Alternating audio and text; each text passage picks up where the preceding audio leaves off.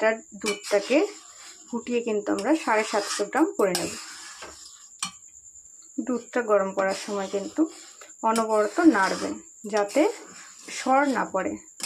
দুধের মধ্যে সর পড়ে গেলে দই কিন্তু ভালো হবে না। দুধটা ফুটে এখানে অনেকটাই কমে গেছে। এবার আমি এর মধ্যে দেব 200 গ্রাম চিনি।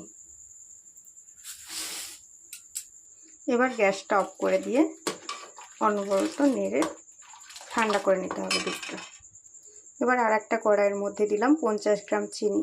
এবার এই চিনিটাকে গ্যাসের ফ্লেম একদম স্লো করে ক্যারামেল করে নেব। ক্যারামেলটা তৈরি হয়ে গেছে। এবার এর মধ্যে অল্প অল্প দুধ দিয়ে মিক্স করে নেব।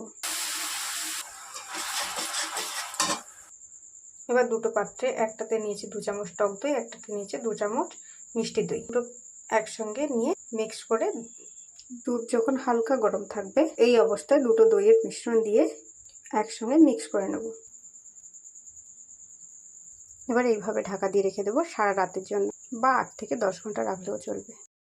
রাত রাখার পর এখানে দইগুলো কিন্তু খুব সুন্দরভাবে বসে গেছে। আমি এই দুটো ভাঁড়ে সবসময়ের জন্য দই রেখে দিই, যাতে এই দই দিয়ে আবার দই বসাতে পারি।